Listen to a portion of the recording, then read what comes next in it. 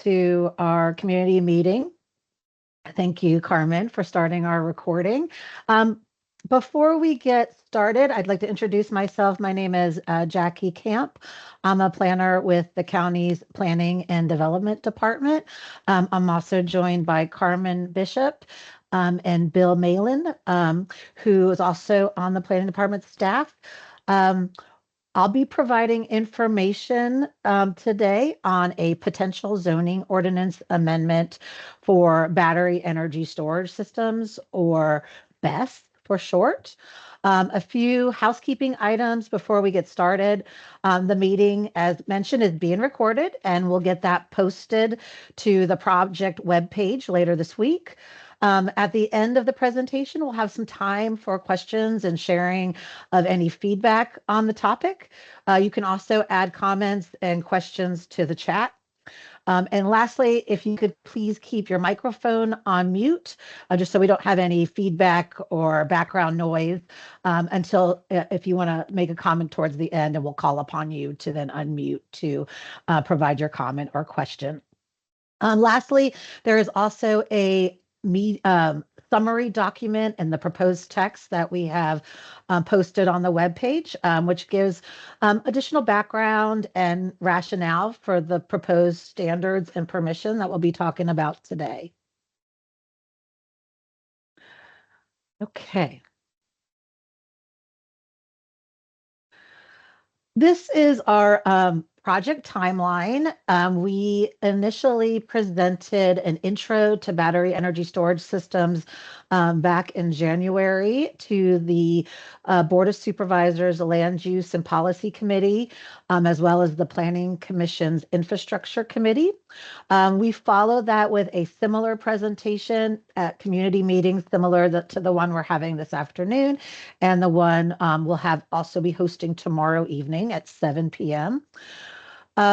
We then presented more recently to the same Board of Supervisors and Planning Commission committees on the draft text that we'll be talking about today. And our goal, our initial schedule, is to look to having public hearings on the zoning ordinance amendments in the fall. But that, of course, depends on the comments and feedback we receive, and if there's additional revisions that need to be made. So that our timeline will, of course, be updated as appropriate as we move forward.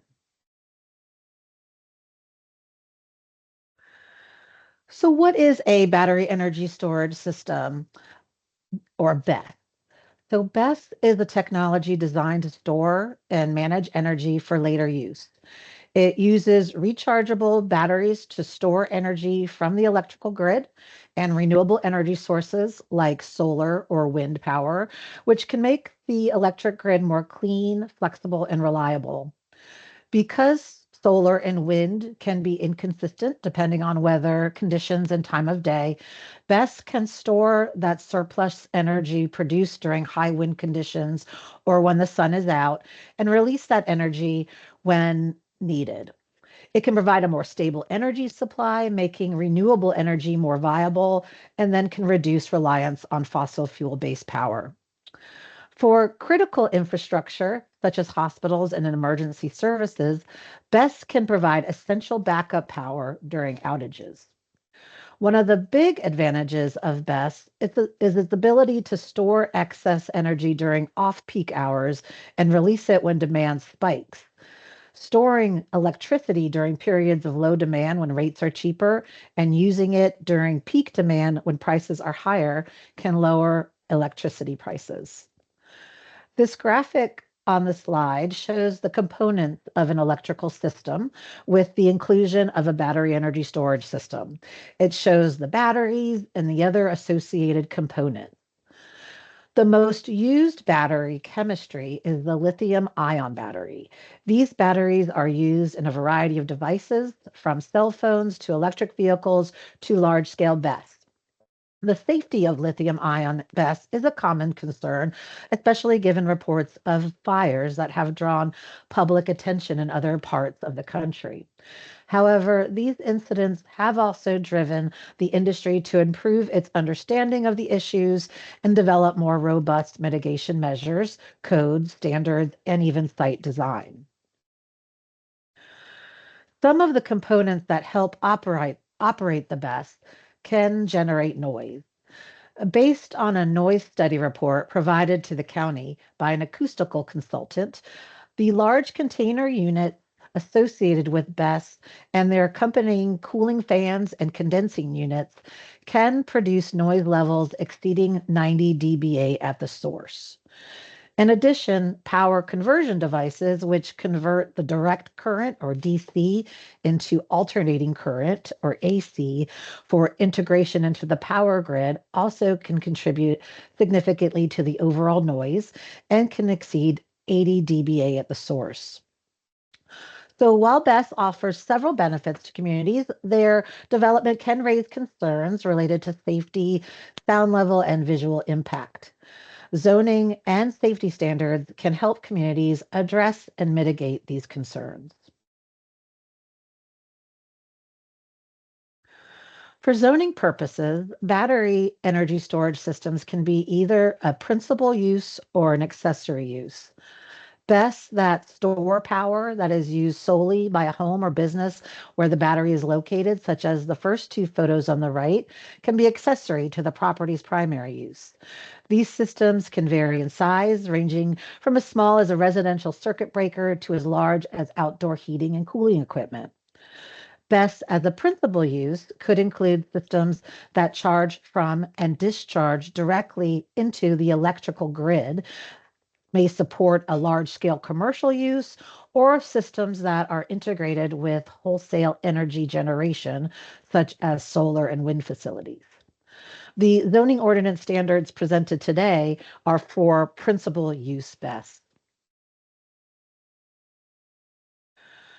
Regarding zoning regulations, a proposed BESS facility would be part of the electrical distribution system and would be considered a light utility facility use in the zoning ordinance today. So currently, a light utility facility is not allowed in the II and RA and PCC districts. It would be allowed by right in the I3 through the I6 districts, would require a special exception in all other districts. And for the P districts, except for the PCC, it would be required to be part of a development plan or would need a special exception. They are currently have there's no they're not subject to any use specific standards like setbacks. The transitional screening requirements and barrier requirements are only when the use is adjacent to a residential use.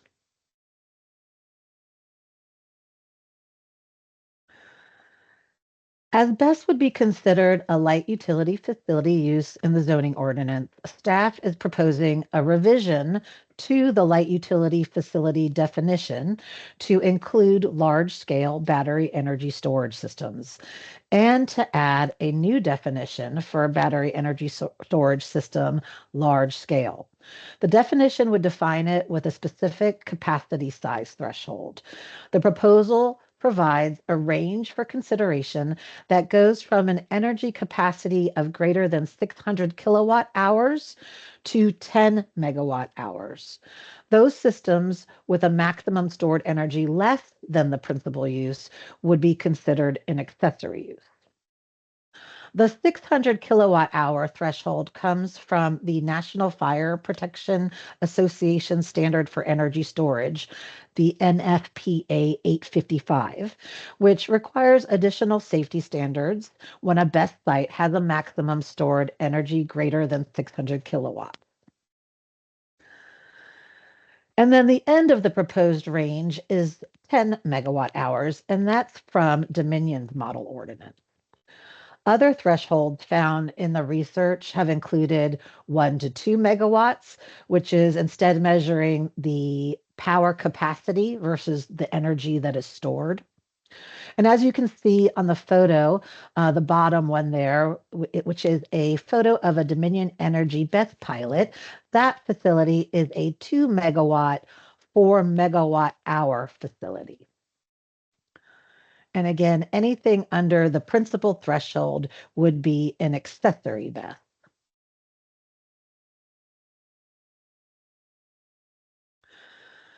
Now we'll go into some of the proposed permissions and locations. Based on the rapidly evolving nature of the technology, potential noise impacts, safety considerations, and a review of other local government zoning standards for BESS, staff is proposing that large-scale battery energy storage systems would not be permitted in residential districts, the PDH, PRC, PRM, or PCC districts, unless it's co-located with a substation or solar power facility, but through a special exception approval process. It would not be permitted in the II district. A special exception would be required for large-scale BESS in all commercial districts, all industrial districts, and in the PDC and PTC districts.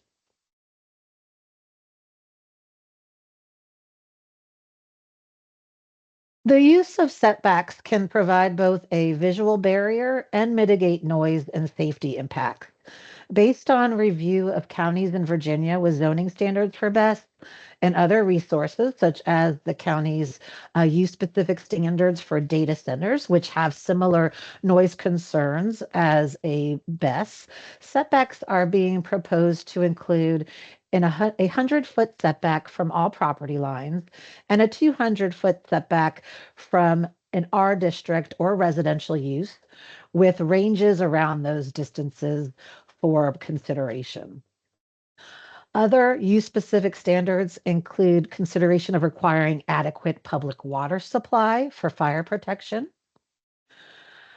Fencing, the proposal includes a proposal to allow a fence or wall that is an integral part of a large-scale BESS to exceed the maximum fence height in the zoning ordinance currently, with a maximum height of 8 feet. For example, in some districts, a fence or wall is limited to 4 feet in height in the front yard. So with this proposal, the applicant could exceed that 4-foot requirement and install a fence with a maximum height of 8 feet. This fencing standard is separate from the transitional screening requirement that will be discussed on the next slide. Another use-specific standard under consideration is an emergency operation plan. That would outline procedures and requirements for the safe operation of the BESS, including how equipment and systems will be safely shut down under emergency conditions, would have procedures to follow in case of a fire, and information related to drills and training of local first responders, among other requirements. And then the last use-specific standard there is a decommissioning plan. Since lithium-ion batteries are considered hazardous waste, the project owner would be responsible for managing them appropriately. An application for a proposed BESS would be required to include a decommissioning plan, which describes the timeline and manner in which the facility will be decommissioned and the site restored to a condition similar to its condition before the BESS was established. We are also continuing to learn more about requiring a financial security package with a decommissioning plan, which may be proposed in a preceding draft. Regarding landscaping screening and barrier requirements, staff is proposing requiring more intensive transitional screening for BESS than would be currently required. The proposal adds BESS to the solar power facility row in the zoning ordinances table 5108.2, which requires type 3, which would be a 50-foot wide transitional screening, and barriers D or E, which is a 6-foot wall of brick or architectural block or solid wood, or otherwise architecturally solid fence, adjacent to single-family uses, and a type 2 transitional screening, which is a 35-foot wide screening and barriers D or E adjacent to other residential uses. The draft also adds a requirement for type 1 transitional screening, which is a 25-foot wide screen for solar power facilities and best when adjacent to other public, institutional, and community uses, commercial uses, and craft beverage establishments, in addition to the existing barrier requirements of D or E. And the transitional screening and barrier requirements could be within the required setback.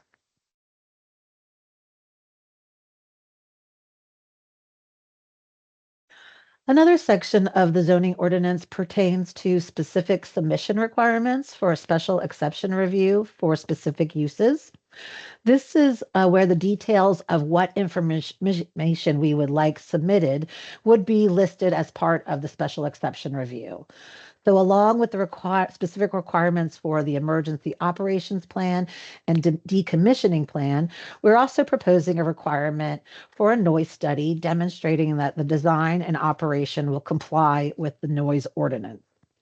As mentioned earlier, we are continuing to learn more about requiring a financial security package with the decommissioning plan and may be proposed in a later draft.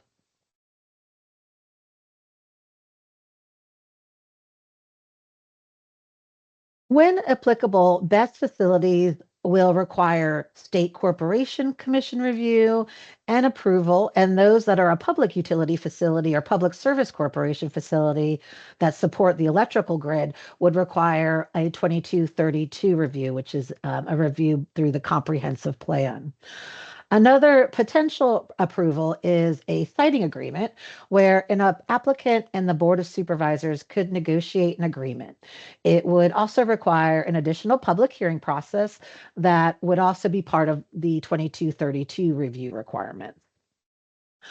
Under the Virginia Code, a siting agreement could include terms and conditions such as mitigation of project impacts, financial compensation to the county to address capital needs. And then lastly, there are also requirements for BESS through the building, fire, and electric codes that a project would need to meet. So this just provides an overview of other approvals required. The jurisdictional research for the zoning ordinance amendment has included a review of Virginia jurisdictions that have incorporated standards specifically for battery energy storage systems in their zoning ordinances, including the counties listed here and other resources such as Dominion Energy's model ordinance for BESS, among other resources reviewed.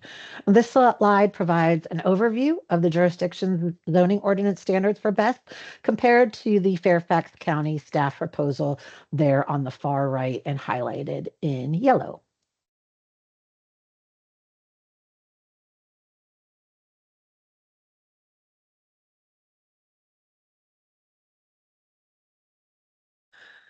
That concludes our overview of the draft text today. We have been receiving feedback and, of course, anticipate receiving additional comments.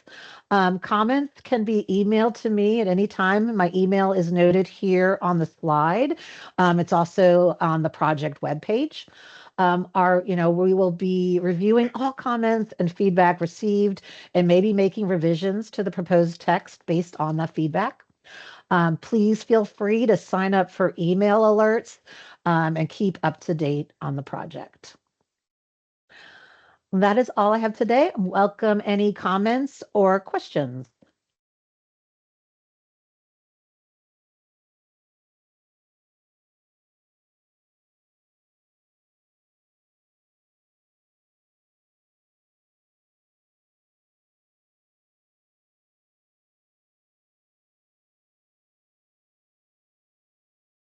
Are you sure? This is really quiet. Um, and it's okay if you want to keep thinking about this and reach out to Jackie later. But if you have anything that you'd like to offer now, we're welcome. We would welcome that.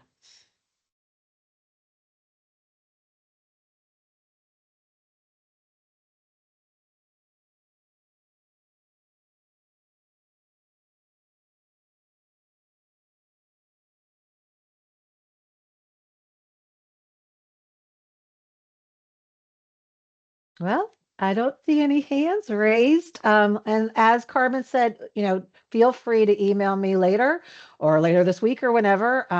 Happy to answer any questions or take in any comments. We have another meeting scheduled for tomorrow night at 7.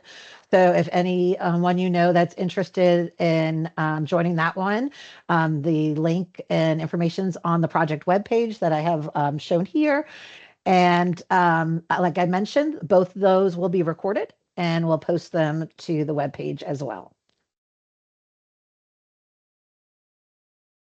All right. Well, thank you all for joining us this afternoon and hope you're able to get back to your lunch. Bye-bye.